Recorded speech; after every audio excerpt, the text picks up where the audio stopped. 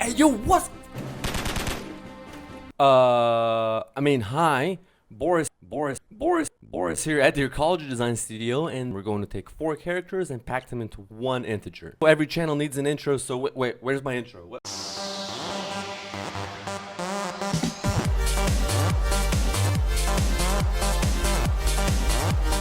Let's jump right in here. I have Visual Studio open. If you don't have it, you can download it for free. Microsoft has made a good decision and released a community edition free for everyone. Formerly, it used to be free only for students. Now, once you get that done, and I have some videos on how to install .NET and Java tools and all the associated components, you can take a look at that.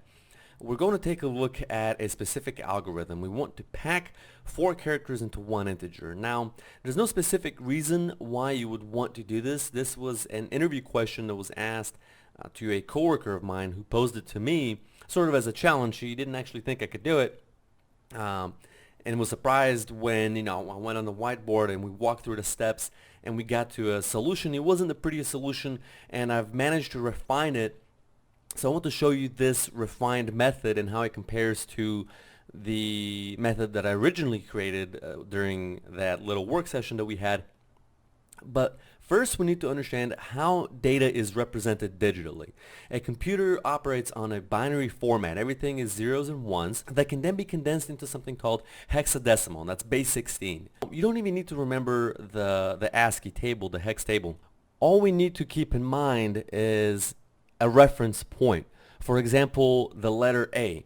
Capital A starts at hex 41, lowercase a at 61. That can help us figure out any other letter in the alphabet and how to represent it as a character. For special characters like squiggly brackets or commas, we may need to look at it. Let me bring it in here in the view, and we can see A, capital A is 41, and then little a, lowercase a, is 61. And then if you remember that unlucky M is number 13, that's going to be 4D.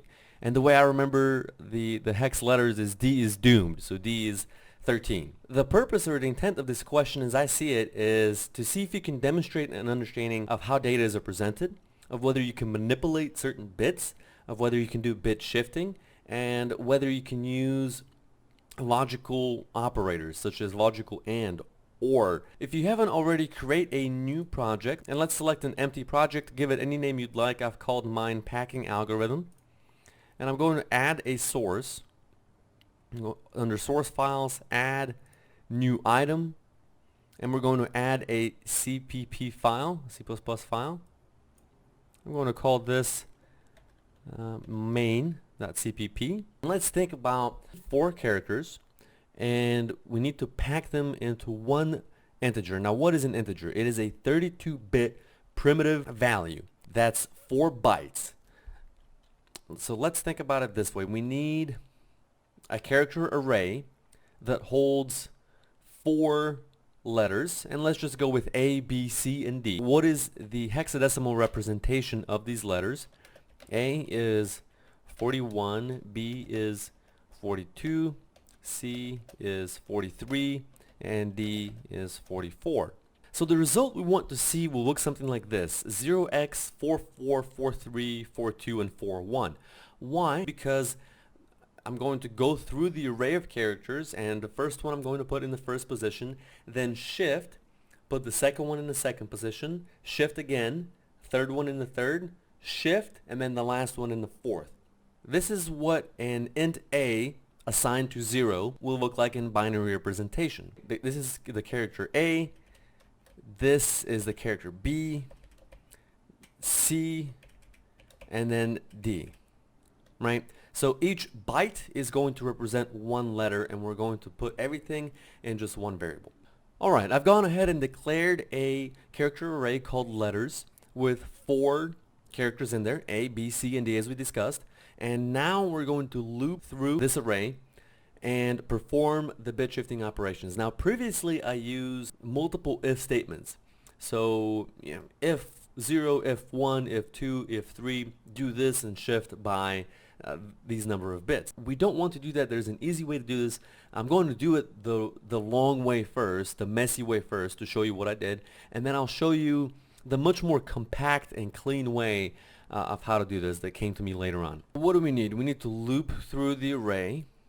We need to print the results. And as we're looping through the array, then we'll look at the specific logic of what we do. So let's make sure we return something. We need to return an int. So return. I'm going to return exit success, which basically returns 0. If you can see pound define at runtime, exit success is defined as 0. I'm going to need my result. I'm going to need the integer where I'm actually storing the letters. So let's go ahead and declare that and initialize it to 0.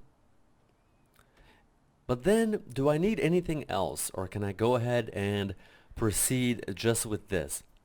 Right off the bat, in the interest of saving time, I'm going to tell you that we're going to need a temp variable, also initialized to 0, because we need to extract the letter from the array, put it into an integer, a 32-bit integer. So try to visualize the letter A, or the letter B here, right? So let's write some pseudocode and see why that's necessary. Alright, so I have both of the letters here. We have A and B. Now we have 41 and 42.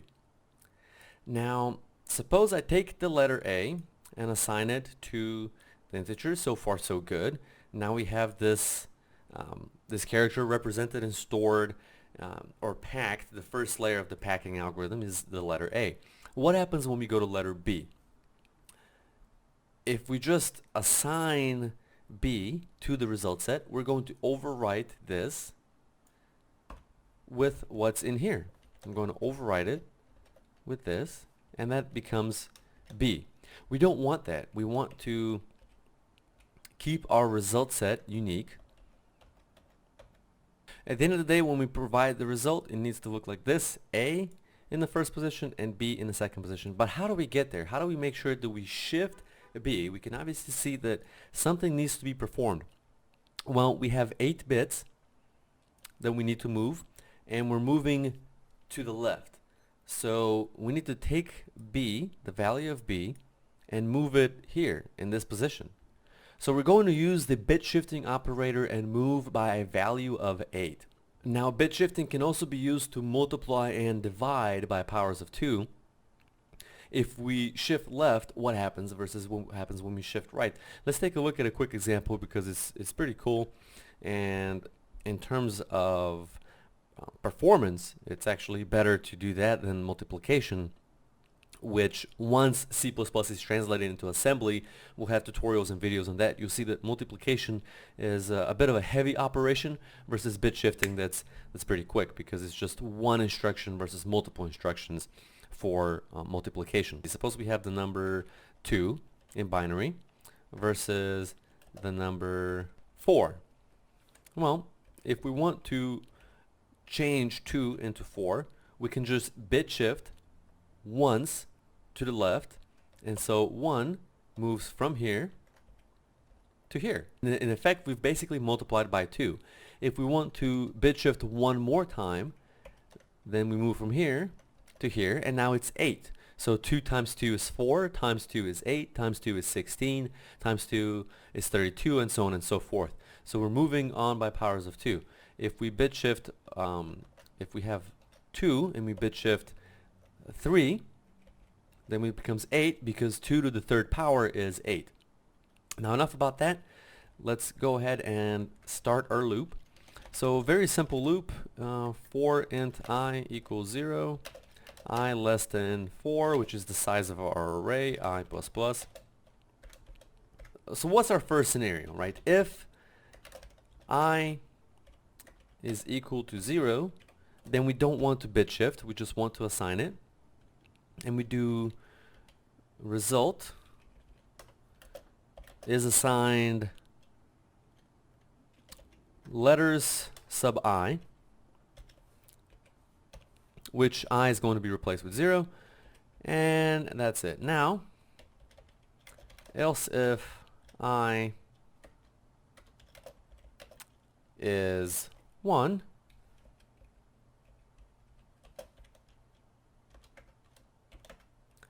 then here's where the temporary variable comes along. Temp is assigned letters sub I, and we bit shift by 8 because we're taking the second character in the array, moving it over 8 bits, and then what do we need to do here? Right here, if we do result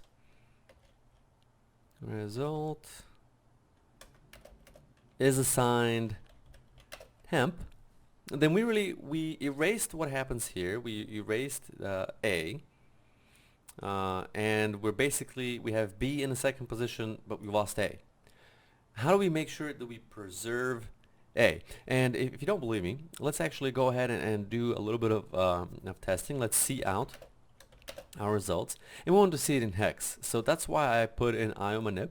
We can just go ahead and do see out hex, and I want to format it a little bit, so I'm going to add a 0x, and then I'm going to put out my result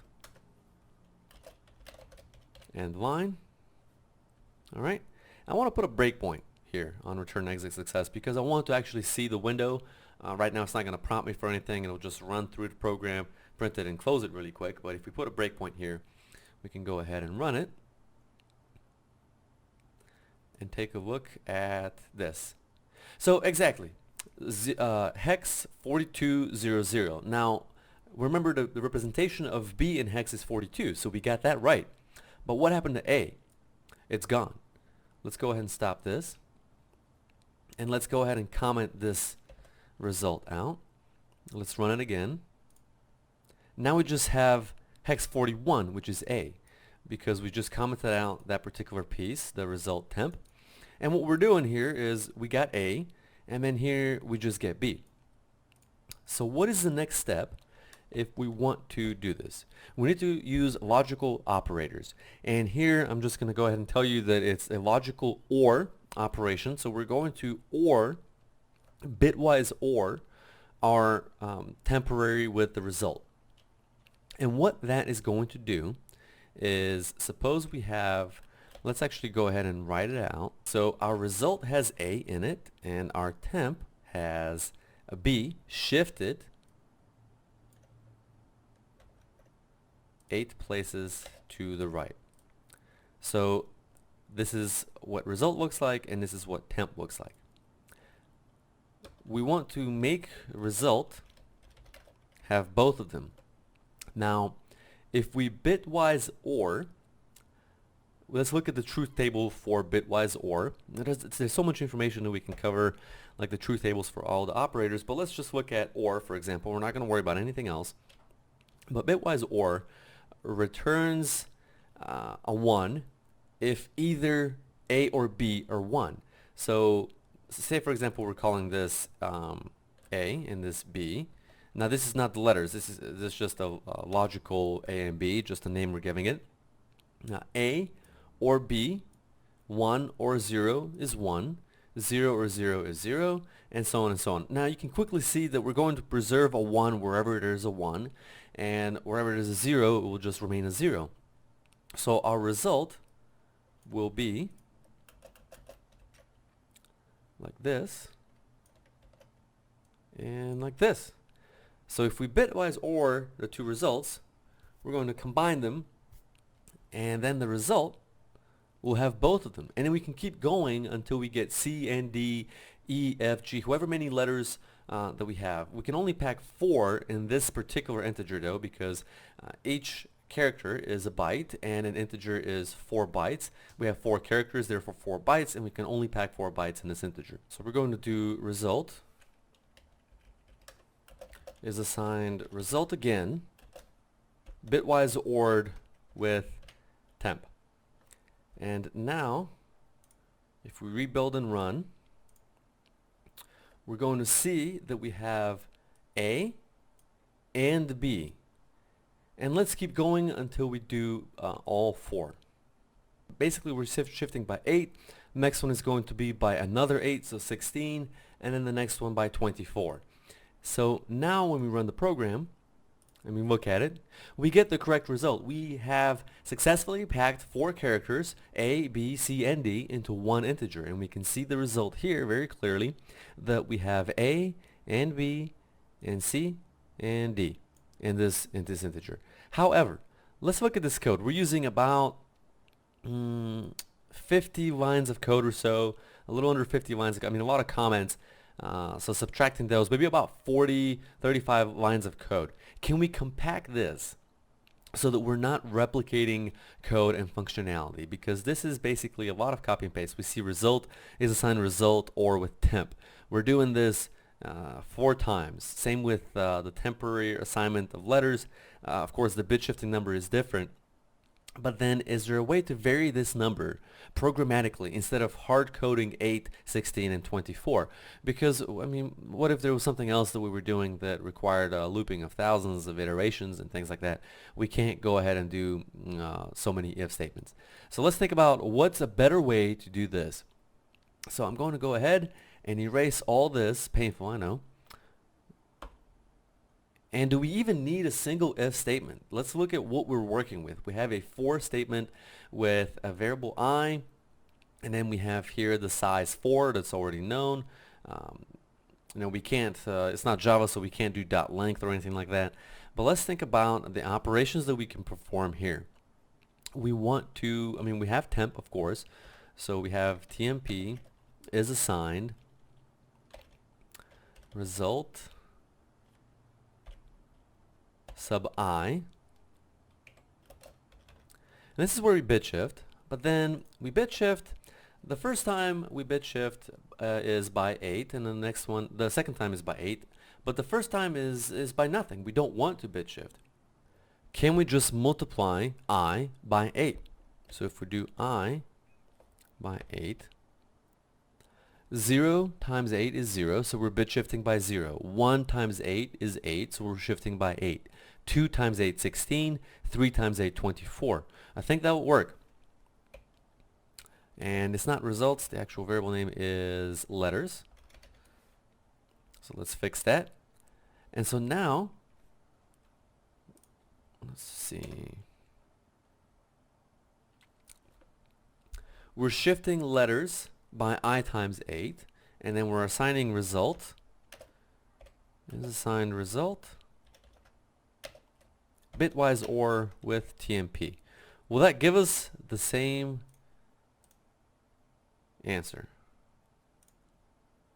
Exactly the same answer, and we did it with just 2 lines of code, guys. Just 2 lines of code instead of the 20 or so lines of multiple if statements and cases. Another thing we can do, since we have a breakpoint, is we can have watch windows, and we can put these variables, for example, result, in the watch window, and convert it to hexadecimal display and see it here, right? We can also look at the memory. I guess it's under window. Is it window or is it debug? Windows. Where's my memory window? Memory 1. Something pretty cool that we can do is, we can use our watch window to get the address of the variable and then go look at the actual memory and see how the bits are stored. So right here I see the variable letters. The address is in hexadecimal 006FF870. And then we can see what's stored here, but we can literally go to the memory window, type in the address, and when we come here, we see the letters. I think that about does it for now, folks. If you like this content and want to see more videos like it, leave a like. If you're new to the channel, please subscribe, and I'll see you next time on an Ecology Designs production.